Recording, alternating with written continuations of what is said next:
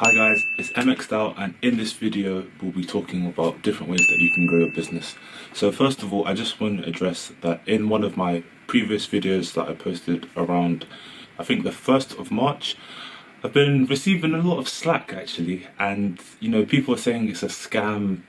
I don't understand, I don't understand what kind of mindset you have to think it's a scam. I'm here offering, free advice, free financial advice for you to better your life. I don't understand what part of that is a scam. If you do think that's a scam, then I'm sorry that you think that, because you're mistaken. This is simply free advice, I'm not charging you anything. This is completely free. This is off my own back. Do me a favor, please. Get out of here. Get out of here. Anyway, let's get that idea out of here. So, back to the video. We'll be talking about ways that you can grow your business. So the first one is, it's quite an old-fashioned method. It's called, well, it's not called anything, but it's using leaflets. So leaflets, they've been around for a while. The easiest way you can do this is by going to websites such as Fiverr, where they'll have freelancers that they can draw designs for you, and you can incorporate that into your leaflet. So make sure you're printing off the leaflets on A5 pieces of paper. If you're printing off on A4, then first of all, that's a waste of paper, that's damaging the environment. And second of all, you're not going to be able to get as many leaflets from A4 paper, so it's best to use A5 where you can get 4 instead of 1 piece of paper. So that just maximizes your efficiency. So what you'd want to do with these leaflets is you want to go around to local communities or highly populated areas such as cafes, libraries, schools, etc., and just hand them out, just consistently hand them out. If you'd like as well, this would be quite effective. You can go door to door, so you can put the leaflets through, the takeaways. Whenever the government want to reach out, what do? They go door to door, so if they can do it, why can't you do it? Obviously you don't have to speak to anyone from your neighborhood. You just hand in your leaflet and you're on your way. Next way to grow your business is through social media ads. If you don't know what social media is, then you're living under a rock and you're lost. But to fill you in, social media is basically apps like YouTube, like what you're watching on this video, Instagram, etc. So what you'd want to do is set up an advertising account with one of these social media platforms, and then from there you can broadcast your business and services. What I would recommend is either Google ads or Facebook ads. Google and Facebook are very, very good because you can really target down the type of customer that you want. Initially I thought that Google wasn't as good because I just didn't know how to use the software, so I was just chatting rubbish. So ignore what I said in previous videos, but you can actually target down which people that you want to target. You just need to make sure you don't click on beginner to the Google AdSense account, and then from there you have full customization over the people that you want to target. The next point is linked to social media ads, and this would be to actually have your own website. So this basically is just a bridge between your ad, yourself, and your customer. What you'd want to do is have your ad and then link it to your business page, or some people call it a landing page, and from there you can capture emails from your customers and you're able to broadcast them and keep them up to date and keep them in the loop with things that are going on. And from there, that bridges them from your website to your actual service. It's like a funnel basically. It's a funnel.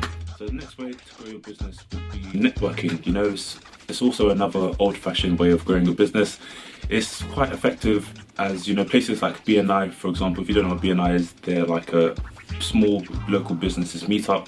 They have them in different regions of the country. I've actually been to quite a few myself, and just to warn you, it's a bloody early start. It's a bloody early start. I mean, waking up at 4-5 o'clock here, and yeah, if you can bear that, if you really want to grow a business, then it's definitely worth it, because there's loads of small business owners that are like-minded like yourself, and they're just in various different phases. So if you're able to talk to people well and you have good social skills, then you will definitely be able to do well at a BNI center. Next one is, I don't see this talked about often, is make sure you have the right accountant.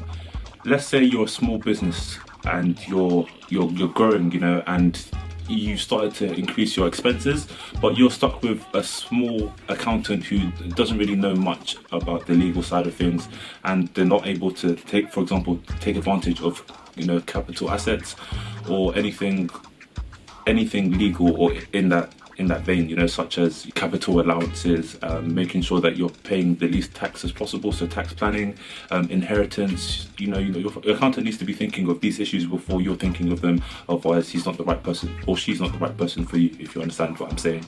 So you just need to make sure that they're flexible and that they have the right mindset for your business. For example, if you're, a YouTuber and, you're spending money on clothes, for example, as your presentation, because that is an eligible expense, but your accountant says that, oh, this is just clothing, then it's not the right accountant for you, because obviously this is part of your work setup. This is an actual expense, it's not just clothing. So you want the right accountant to say that, oh, this is an actual deductible expense.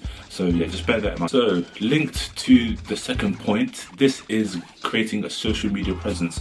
So you wouldn't want to just have social media ads. It wouldn't be pointless, but it would sort of limit the impact that your business can have in your local area and your local community. So what you'd want to do is, before you set up a Facebook ads campaign, what you would need to do is set up an actual business page on Facebook, and from here you can invite your local, you can invite your friends and local businesses to support your group and stay up to date with any trends or anything that is about to change in your industry or in your business.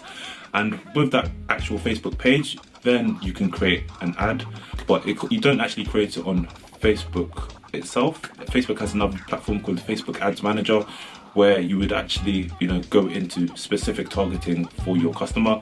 If you want to see a video on that, then let me know, and I'll make sure to post a tutorial on how to set up a campaign on Facebook. The last one I would say is quite not a controversial one, because people do this all the time. This is stealing from your competitors.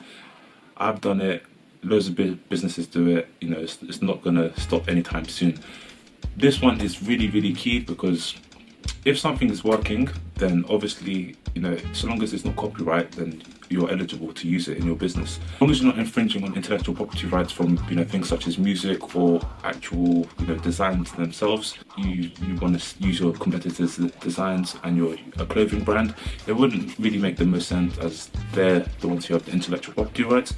But let's say your competitors introduced a new, a deal. So if your competitors, offered a sale, then I would recommend doing the same thing. If they offered, a different type of product.